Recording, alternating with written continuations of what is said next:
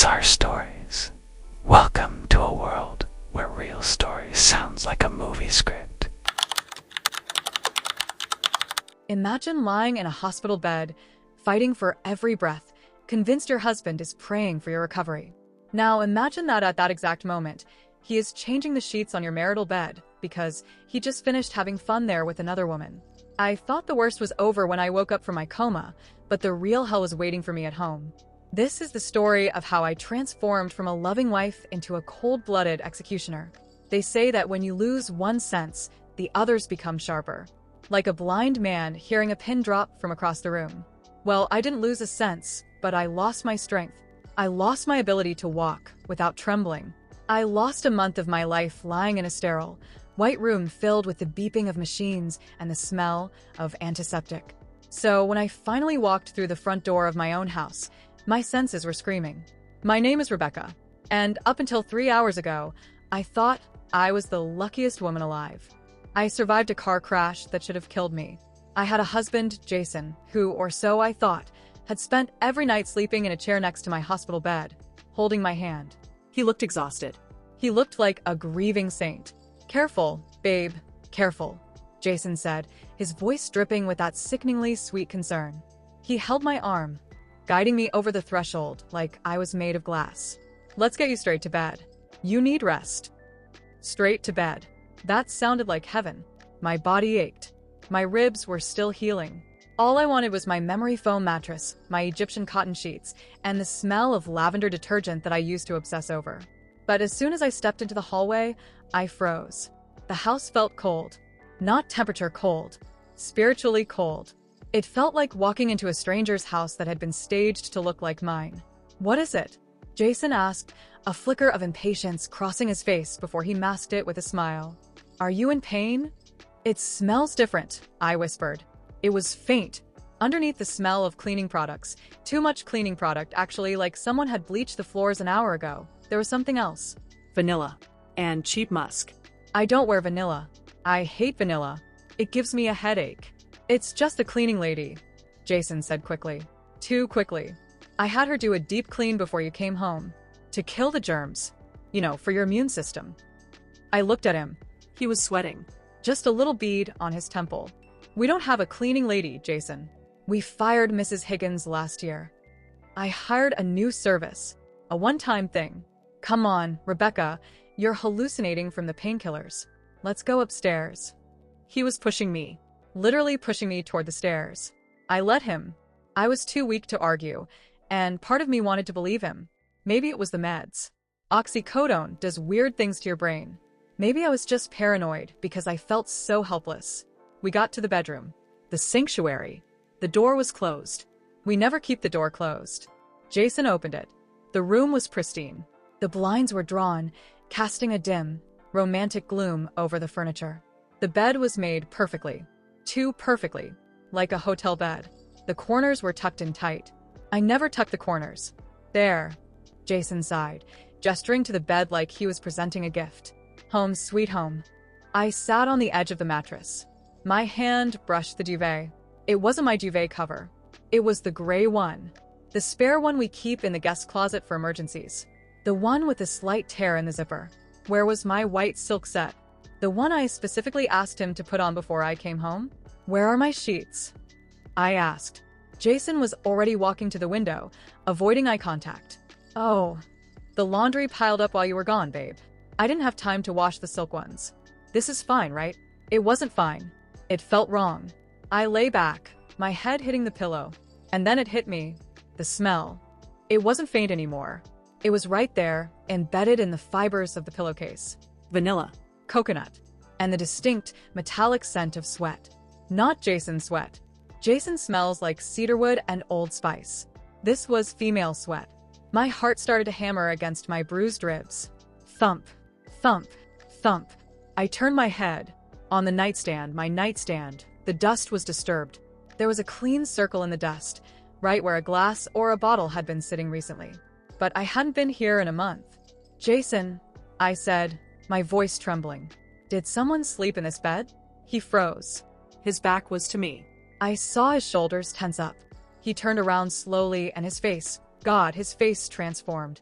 The loving husband mask slipped for a second, revealing something annoyed. Something cruel. Rebecca, stop it, he snapped. You've been home for 5 minutes and you're already starting? I've been driving back and forth to the hospital for weeks. I've been keeping this house standing. And you're accusing me of what? It smells like her, I whispered. I didn't even know who her was, but I knew she existed. And this pillow, it doesn't feel right. It smells like cheap perfume. Jason laughed. A cold, barking laugh. You are high as a kite. That's the medication talking. You're paranoid. The doctor warned me about this. He said you might have mood swings. Gaslighting. Textbook. He walked over and loomed above me. You need to sleep. Stop acting crazy. He forced me to lie down. He pulled the blanket up to my chin, tucking me in so tight I couldn't move my arms. It felt less like a hug and more like a straitjacket. Sleep, he ordered. Then he turned and walked out, closing the door behind him.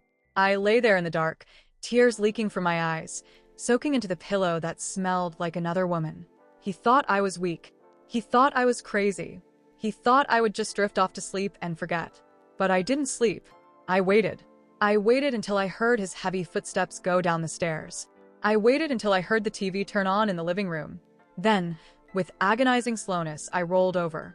My body screamed in pain, but my rage was a better painkiller than anything the doctors gave me.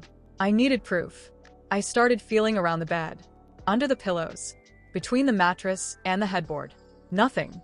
I dragged myself to the side of the bed. I hung my head over the edge, looking underneath. Dust bunnies. A lost sock. I was about to give up. Maybe he was right. Maybe I was losing my mind. But then I saw it. Caught on the rough wood of the bed frame leg. Just a tiny flash of color.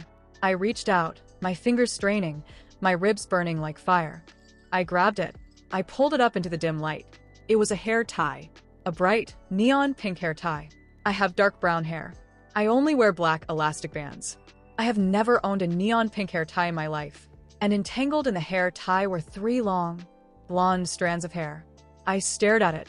It was so small, yet it weighed a ton. It wasn't just a hair tie. It was a smoking gun. Someone had been here. Someone with blonde hair.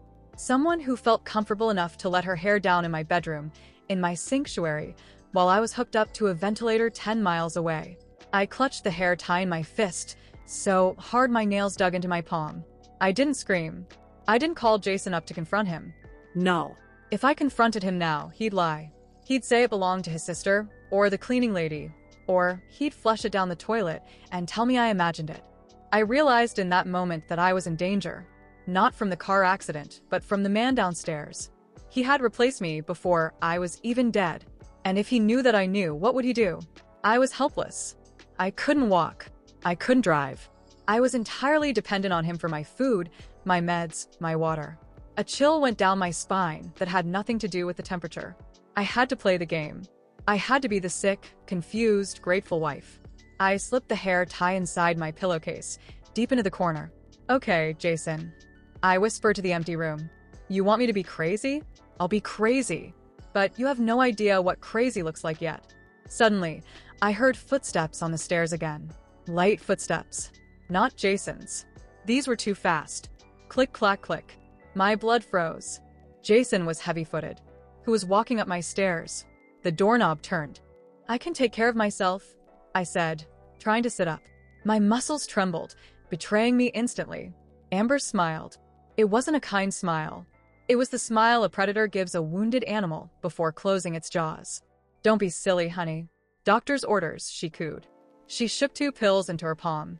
One was white, my standard painkiller. The other was blue. Small, round, and unfamiliar. What is that? I asked, pointing to the blue one. Jason stepped forward. It's a sedative, Becca. To help you sleep. You're agitated. The doctor called it in.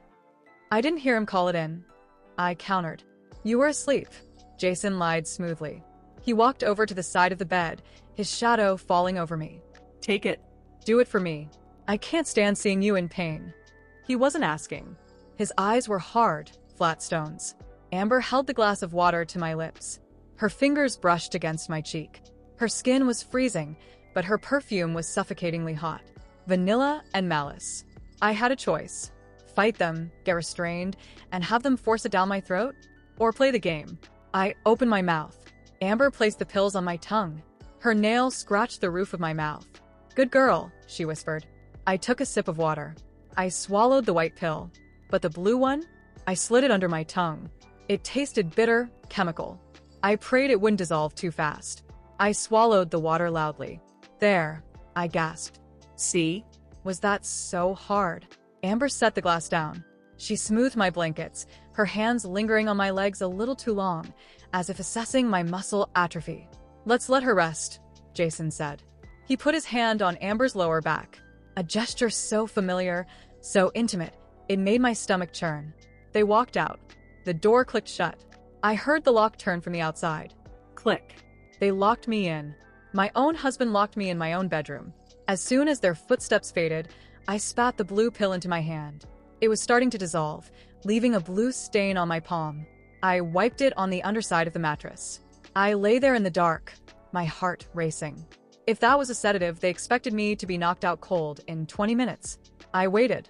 I counted the seconds. 1, 2, 3. 20 minutes turned into an hour. The house was silent, but not empty. I could feel the vibrations of life downstairs. I had to know what was happening. I had to know what I was up against. I threw off the covers. My legs felt like lead. The crash had shattered my right tibia and cracked 3 ribs. Every movement was a symphony of agony. I swung my legs over the edge of the bed. I bit my lip to stop a scream. "Don't cry. Don't make a sound." I lowered myself to the floor. Standing was impossible. Crawling was my only option. I dragged myself across the plush carpet. In be in. My ribs screamed with every pull of my arms. I was sweating, my hair sticking to my face. The journey to the door was only 15 feet, but it felt like 15 miles. I reached the door. I pressed my ear against the wood at the bottom gap, where the sound traveled best. Voices. Coming from the living room directly below. Clinking glass. Ice hitting crystal. They were drinking. Celebrating. "She's out cold." Jason's voice drifted up. He sounded relaxed. Happy. That dosage would knock out a horse. "She's annoying," Amber complained. Her voice was different now. The bubbly nurse persona was gone, replaced by a whining, entitled brat. She looked at me like I was trash. Did you see her eyes? I wanted to slap her. "Patience, babe," Jason chuckled. "Just a few more weeks. Once the power of attorney paperwork is finalized, we can move her to a facility. A specialized care center." My blood ran cold. Power of attorney. He wasn't just cheating. He was planning to declare me incompetent. He wanted to ship me off to some nursing home and take control of my assets. My inheritance. The house. Everything I had built before I met him. "Are you sure the lawyer is on board?" Amber asked. "I don't want to wait forever, Jace. You promised me a trip to Cabo. I'm sick of playing nursemaid to a cripple." "The lawyer is handled," Jason said. "And the doctor? Well, he writes what I pay him to write. As long as she stays confused and unstable, we win. Just keep feeding her the blues." "I should have just upped the dose tonight," Amber giggled. A cruel, soulless sound. "Oops, accidental overdose." "Don't tempt me," Jason laughed. "But no, too suspicious. We do this by the book. Slow and steady." I clapped a hand over my mouth to stifle a sob. They weren't just waiting for me to die. They were actively manufacturing my demise. The blue pills weren't just sedatives. They were poison for my mind. They wanted to drive me insane, so no one would believe me when I screamed for help. I looked at the lock on the door. I was a prisoner. A wealthy, inconvenient obstacle in their path to paradise. But they made a mistake. They underestimated me. They thought the cripple upstairs was asleep. They thought I was broken. I wasn't broken. I was shattered, yes. But shattered glass cuts deep. I needed to get back to bed. If they checked on me and found me on the floor by the door, the game would be over. They'd know I wasn't taking the meds. They'd force-feed me. Or worse. I turned around. The bed looked miles away.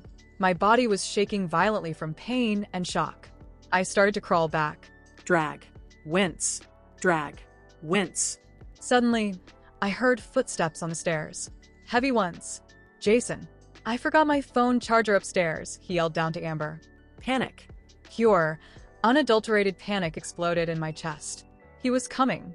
I was in the middle of the floor, 5 feet from the bed. I scrambled. I ignored the screaming pain in my ribs. I clawed at the carpet. The footsteps reached the landing. Thump, thump, thump. I grabbed the bed frame and hauled myself up. My vision blurred. Black spots danced before my eyes. I threw myself onto the mattress just as the key turned in the lock. I pulled the covers up to my chin. I closed my eyes. I made my breathing shallow and rhythmic. The door opened. Light from the hallway spilled in. "Babe," Jason whispered. I didn't move. I didn't twitch. I felt his presence by the bed. I smelled the whiskey on his breath. He leaned down. His face was inches from mine. He was checking to see if I was really asleep. He reached out and pinched my arm. Hard. It hurt. It hurt like hell. But I didn't flinch. I was a corpse. I was a statue. Out like a light, he muttered to himself. He grabbed his charger from the nightstand. Then, before he left, he did something that made my skin crawl more than the pinch. He leaned down and kissed my forehead. "Good night, wifey," he whispered. "Enjoy the dreams." He walked out and locked the door again. I waited until he was gone. Then I opened my eyes. Tears streamed down my face into my ears. I wasn't safe. I was in a shark tank. But tonight, I had learned their plan. Power of attorney. I had to stop the lawyer. I had to get a message out. But my phone was gone. My laptop was gone. I looked around the room. The only thing I had was the hidden camera I had installed inside the smoke detector 3 months ago because I was worried about burglars when we went on vacation. I had completely forgotten about it. Does it still work? Is the battery dead? And more importantly, did it record what they did in this room while I was in the hospital? I looked up at the little blinking red light on the ceiling. It was blinking. It was recording. If I could access that footage, I wouldn't just have a defense. I would have a nuclear weapon. Rise and shine, Sleeping Beauty. Time for your sponge bath. Amber stood over me, silhouetted by the blinding morning sun. She was holding a basin of water and a rough washcloth. She wasn't gentle. She scrubbed my arms like she was trying to remove a stain from a carpet. The water was lukewarm. "You smell like sickness," she muttered, wrinkling her nose. "Jason hates that smell. That's why he slept in the guest room last week. Couldn't stand being near you." Every word was a calculated dagger. She wanted me to feel disgusting, unwanted. I lay there, limp, staring at the ceiling. I had to maintain the charade. To them, I was the drugged, compliant wife. To myself, I was a coiled snake waiting to strike. Can I have some juice?" I slurred, making my voice sound thick and heavy. Amber sighed, rolling her eyes. "You are so needy today." Phoenix. She walked over to the side table where she had set up her little station. Her phone, a bottle of water, and an iPad. She was watching a reality show, the volume turned up just enough to be annoying. She poured some orange juice into a plastic sippy cup, the kind you give a toddler. Another humiliation. She shoved the cup into my hand. Here. "Don't spill it." She sat back down in the armchair in the corner, glued to her iPad. I watched her. She was bored, complacent. She thought I was too weak to move, let alone think. I needed that iPad. My phone was gone. Jason had said it was lost in the accident, which was a lie, but I couldn't prove it. That tablet was my only window to the outside world. I took a sip of the juice. Then I let my hand spasm. I flung the cup sideways. It hit the nightstand and splashed everywhere. Sticky orange juice soaked the carpet, the lamp, and, crucially, splattered onto Amber's pristine white sneakers. "You clumsy bitch." Amber shrieked. She jumped up, looking at her shoes in horror. "These are designer. Are you kidding me?" "I'm sorry," I wailed, forcing out fake tears. My hand, it slipped. "I'm sorry." God. She grabbed some tissues, dabbing frantically at her shoes. "I need to get the stain remover from downstairs. Don't you dare move. If you make another mess, I swear I'll leave you in it." She stormed out, slamming the door. She didn't lock it this time. She was too angry and she thought I was immobile. The second the door closed, I moved. Adrenaline is a miracle drug. It masks the pain for exactly as long as you need to survive. I didn't crawl this time. I rolled. I threw my body off the bed, landing hard on my good side. I stifled a grunt of pain. I dragged myself to the armchair. The iPad was there. It was still on. She hadn't locked it. She had just paused the video. I grabbed it with trembling fingers. My heart was beating so fast, I thought it would explode. Thump, thump, thump. I minimized the video player. I opened the browser. Incognito tat. Always incognito. Even in panic, I was careful. I typed in the URL for the home security cloud. My fingers fumbled, hitting the wrong keys. Come on, come on. I entered my username. Password. What was the password? Jason had changed the Wi-Fi password last year, but he never changed the security system. He was lazy. Rebecca J. 88. Access granted. The dashboard loaded. The live feed showed the bedroom, an empty bed with rumpled sheets, and me, huddled on the floor with the iPad. I didn't care about the live feed. I went to library. I scrolled back. 3 days ago. 2 days ago. I clicked on a random thumbnail from last Tuesday. The video loaded. It was night. The night vision made everything look ghostly green. Jason and Amber were in the bed. My bed. They were laughing. Jason was holding a piece of paper. I turned the volume up, holding the speaker to my ear. And this is the draft for the obituary, Jason was saying, reading from the paper. It is with heavy hearts we announce the passing of our beloved Rebecca after a tragic battle with complications. Amber giggled, snatching the paper. You made her sound like a saint. Beloved? Really? I have to sell it, babe. Jason laughed, pulling her close. The grieving widower gets more sympathy. And the life insurance payout is double if it's accidental death. Once she's gone, this house is ours. No more sneaking around. I felt like I had been punched in the gut. They weren't just waiting for me to be declared incompetent. They were planning a funeral. Complications. That meant they were going to kill me. Probably an overdose. Probably soon. I didn't have time to watch more. I had the smoking gun. I needed to send this to someone who would believe me. My sister, Lizzie. She was a lawyer in Chicago. She hated Jason from day one. I took a screenshot of the video frame where Jason was holding the obituary. I opened a new email draft. To Lizzie, Miller@lawfirm.com. Subject, help me. My fingers flew across the glass screen. Jason trying to kill me. Trapped in house. Amber is mistress. Medicated against will. Call police. Don't call house phone. Come get me. Video proof attached. I attached the screenshot. Send. The progress bar moved agonizingly slow. Sending. Sending. I heard footsteps on the stairs. Fast ones. Amber was coming back. Sent. I closed the tab. I closed the browser. I maximized the reality show video again. I wiped the screen with my sleeve to remove my fingerprints. I placed the iPad back on the armrest, exactly at the angle it was before. The doorknob turned. I was still on the floor. I couldn't get back to the bed in time. I curled up into a ball, clutching my stomach, and started to moan. Amber burst in, holding a bottle of spray cleaner. She stopped when she saw me on the floor. "What the hell are you doing now?" she snapped. I fell.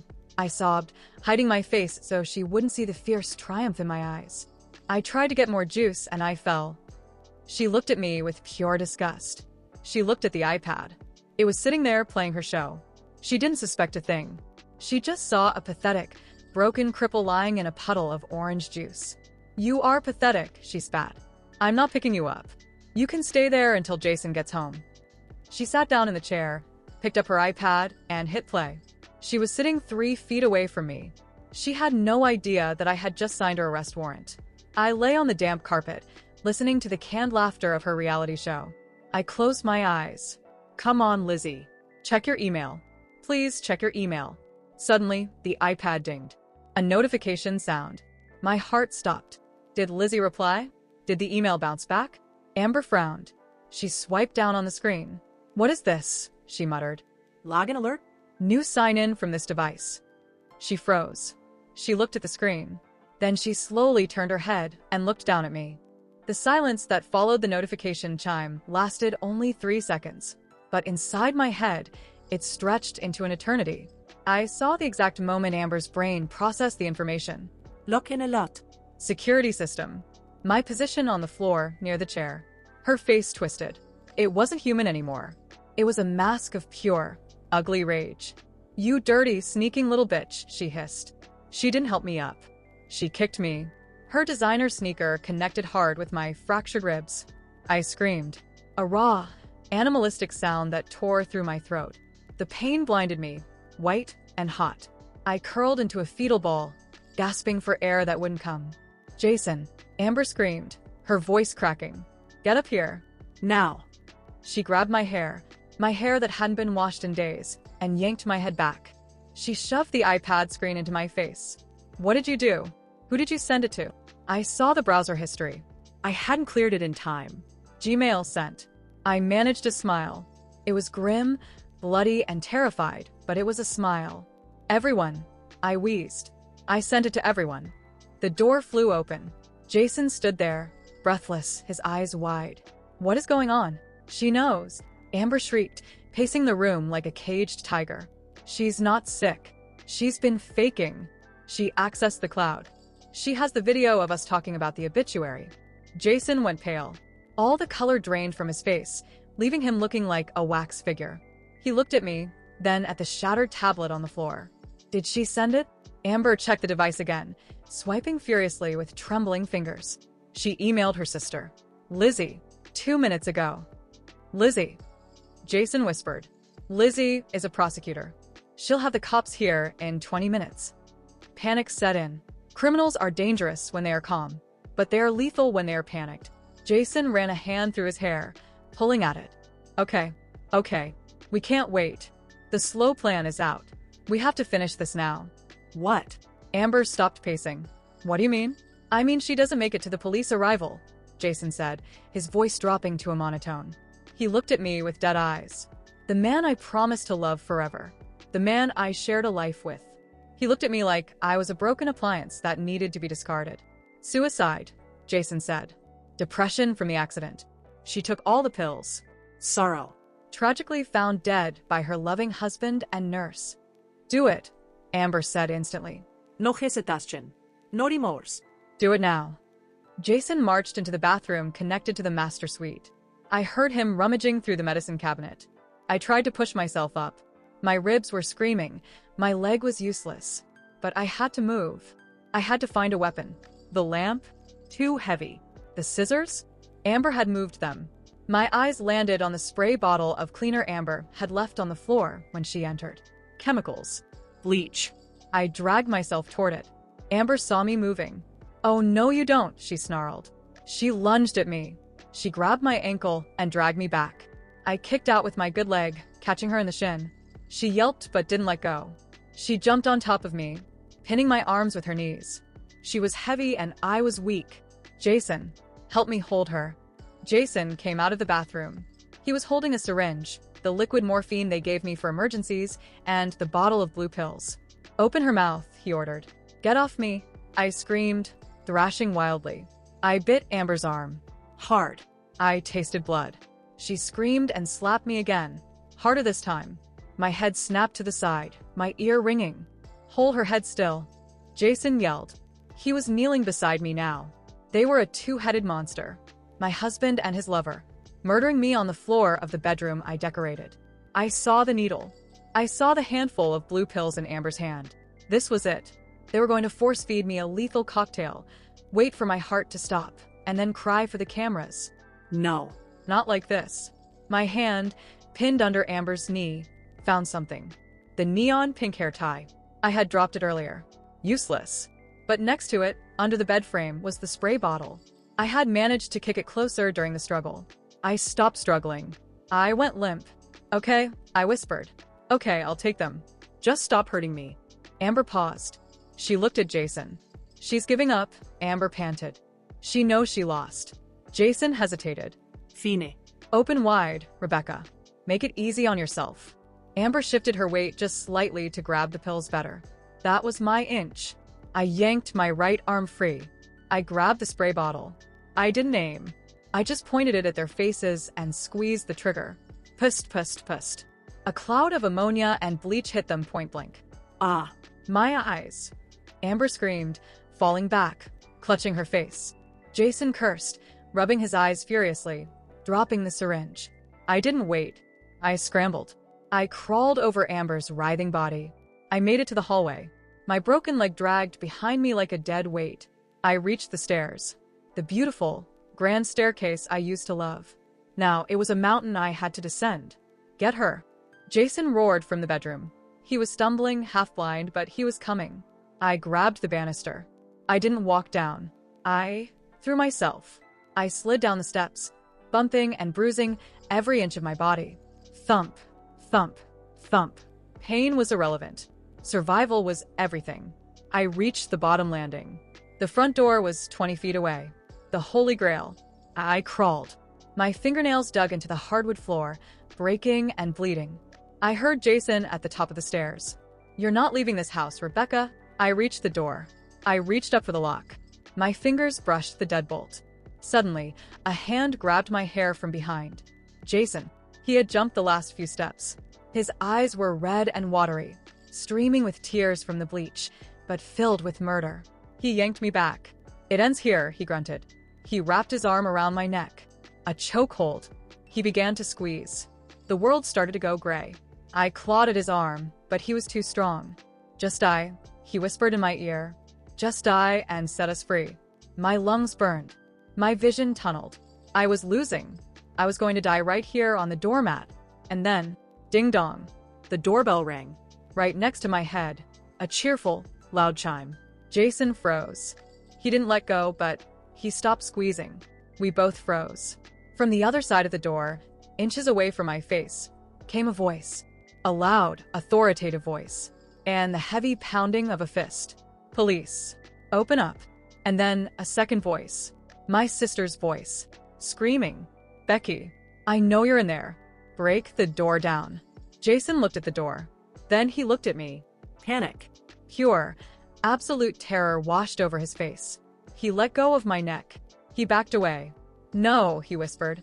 No, no, no. I gasped, sucking in sweet, precious air. I didn't have the strength to stand, but I had the strength to do one thing. I reached up. I unlocked the deadbolt. Click.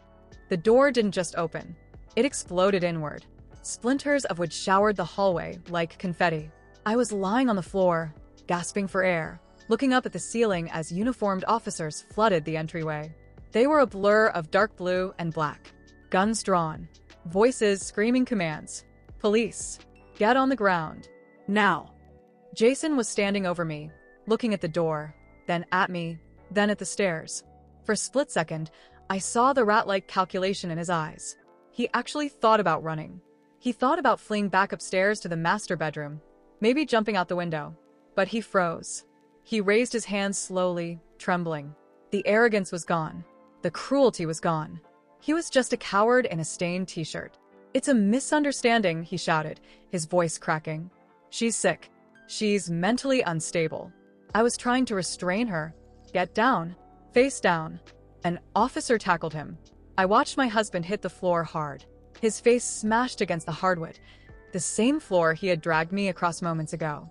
I felt a grim satisfaction watching his cheek distort against the planks. Then, through the sea of uniforms, I saw her. Lizzie.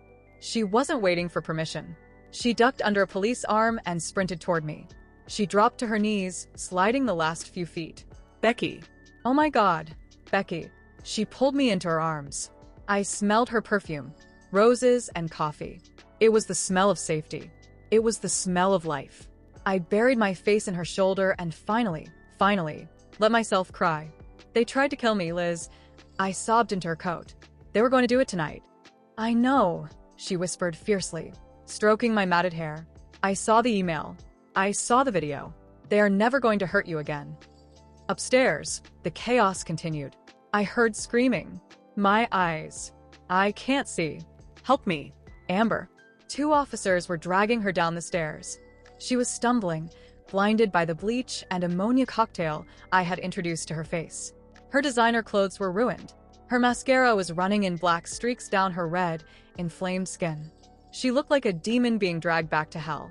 As they passed us, Amber screamed out blindly. "He made me do it. It was Jason's idea. I'm just the nurse. He forced me." "You lying witch," Jason shouted from the floor where he was being cuffed. "She planned the overdose. She brought the pills. They were already turning on each other. The love affair was over the moment the handcuffs clicked. That was 8 months ago.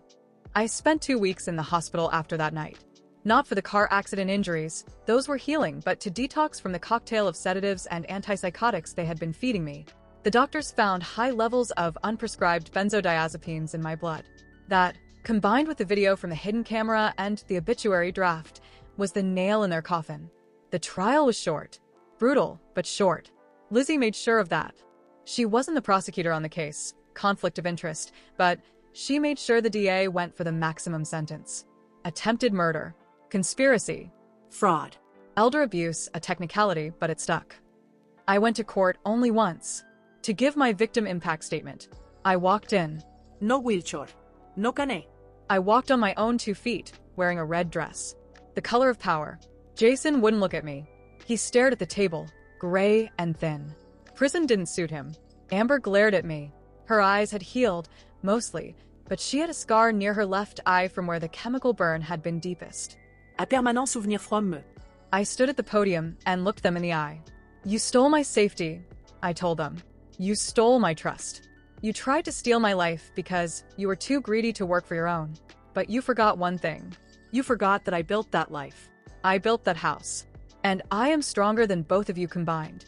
The judge sentenced them to 15 years each. No parole for the first 10. I didn't smile when the verdict was read. I didn't cheer. I just felt light, like a heavy coat had finally been taken off my shoulders. I sold the house. I couldn't live there anymore.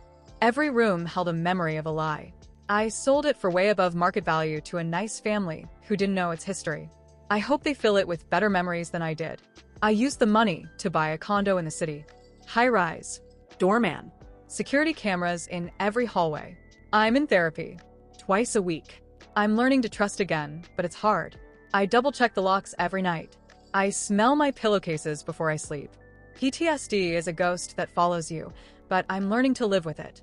But I kept one thing from that house. On my vanity, in a small glass jar, sits a neon pink hair tie. People ask me why I keep it. They say it's morbid. They say I should throw it away and move on completely. But I like looking at it. It reminds me that I wasn't crazy. It reminds me that my gut instinct was right. It reminds me that even when I was broken, drugged, and helpless, I fought back. So if you ever come home and something feels off, if the air smells different, if a pillow is out of place, don't let anyone tell you you're crazy. Don't let them gaslight you. Trust your senses. Because the monsters aren't under the bed. Sometimes they are sleeping right next to you.